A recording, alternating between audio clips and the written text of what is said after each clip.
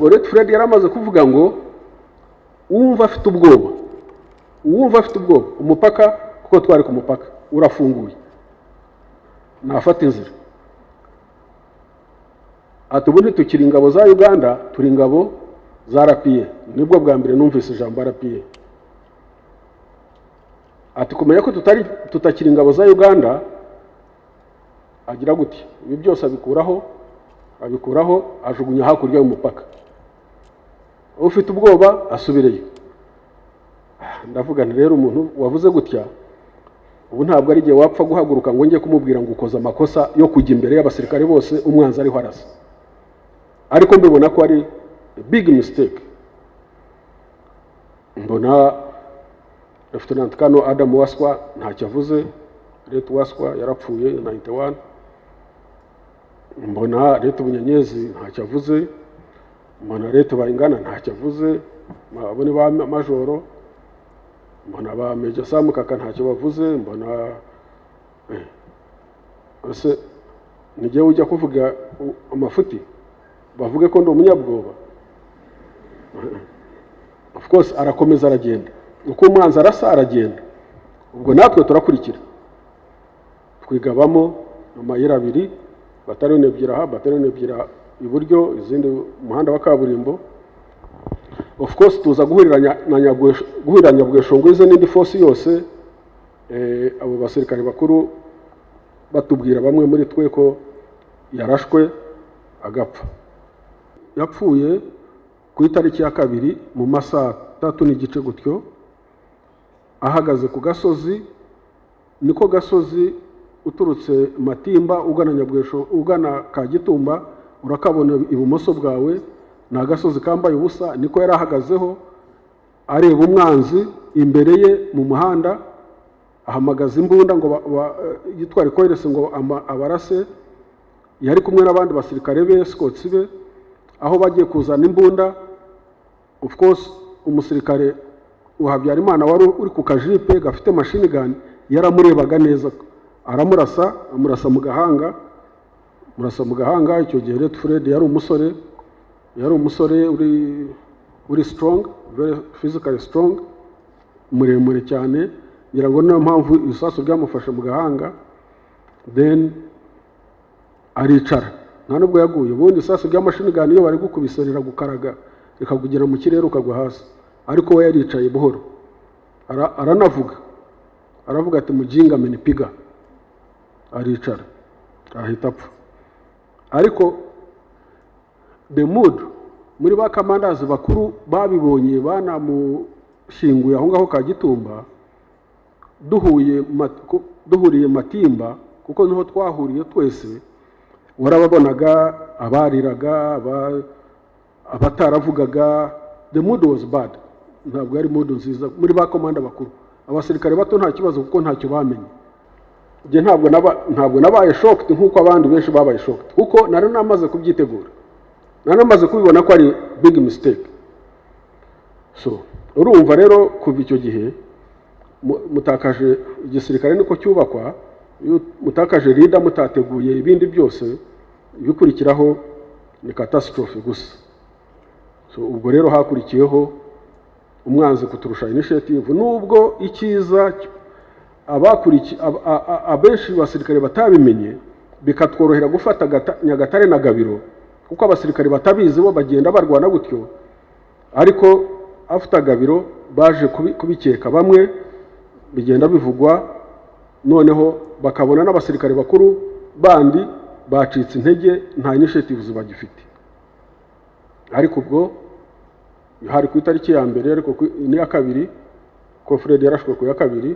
Ubwo ku ya 5 abafaransa baraza bava Ibangi. Hari Ibangi buri abafaransa bagira ibigo muri Afrika, Gabo, Ibangi.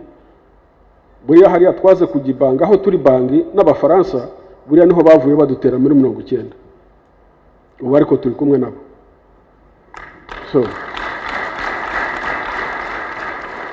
turi kumwe nabo kandi turi friendly force noneho. So ubwo urumva rero abafaransa baraje, abafaransa bahamagaye na Mobutu n'abazanye DSP, division spéciale présidentielle, iyo bawe n'umukoloneli witwaga Mayere. ubwo ni 90. ubwo Mayere ni nawe mukorone General Mayere niwe 97 twaje gukubitana nawe twinjira Kinshasa dukuraho mu butu, niwe wari chef d'état major. ubwo murumva ko duhuye kabiri. buriya history hari ukuntu igenda yisubiramo. So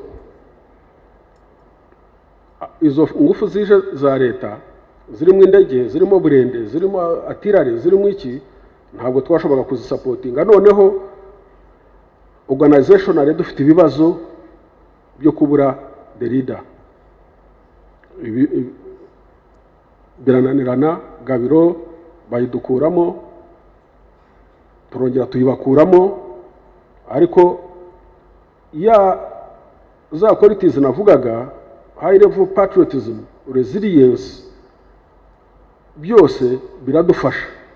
Byaradufashije kubera ko abazayirwa barashwe Gabiro babonye ko batari bushobora gusustaining intambara, babwira iwabo ngo aba bantu turwana nabo nabiyahuze, abantu turwana nabo nabiyahuze, ntabwo ari abantu. Therefore ntabwo dushobora gukomeza urugamba. Abazayirwa icyo gihe bafashe inzira, bagenda basahura inzira yose, binjira iwabo igoma, ntabwo bahagomye. Habyarimana ugatangira gukomeza abeshya abaturage. First of all avuga ko umwanzi ari Uganda yamuteye, ari abagande bamuteye. Icyo kinyoma kivaho, avuga ko ari inyenzi zifite amatwi, zifite imirizo. Iyo ni demonization, ni genocide ideology. Ngira ngo yaje kwemera ko ari abanyarwanda nka 91, ariko mbere hose yari abagande cyangwa inyenzi. Inyenzi being the cockroaches, zifite amatwi n'imirizo, ibintu nk'ibyo muri ya genocide ideology yabo. So icyari gisigaye ni iki?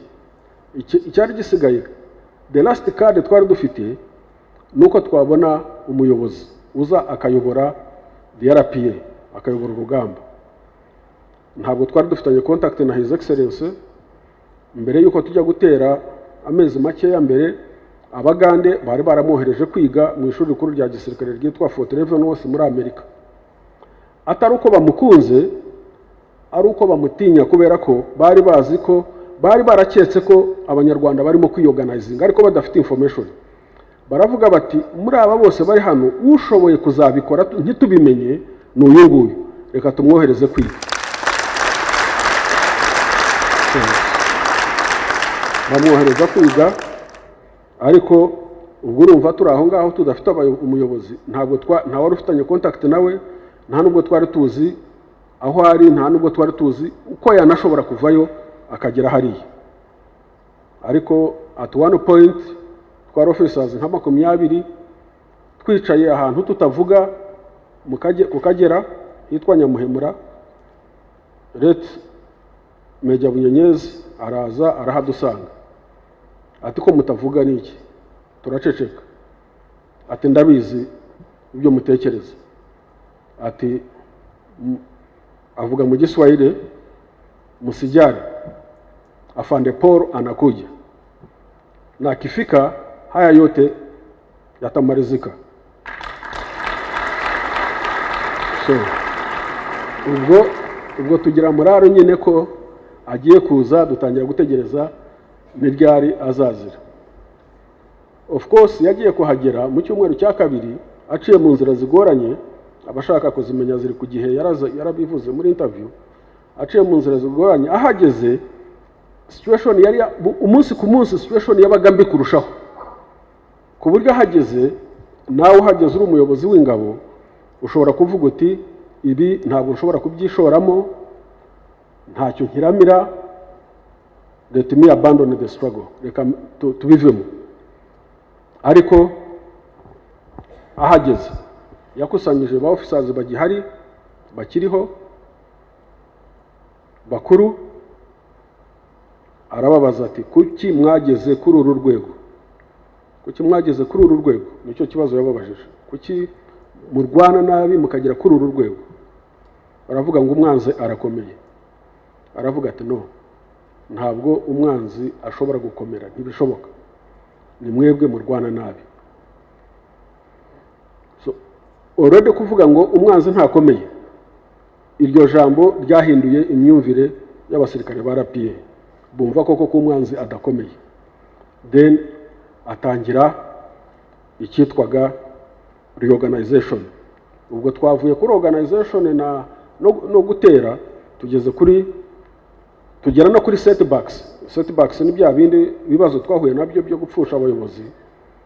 Ariko noneho tugeze kuza kwa His Excellency akora reorganization yakoze ibintu nka bitatu nibuka. Ikintu cya mbere, yafashe force nzima yari itaragira ibibazo igikomeye, yari ivuye muri Uganda, kuko kuva mu ngabo za Uganda ntabwo abantu bose baziye rimwe. Buriya hari abaje mbere, abandi bari ruguru, abandi bari no muri za South Sudan, kuko icyo gihe twarwanaga na Bashir wa Sudan, twafashaga SPLA.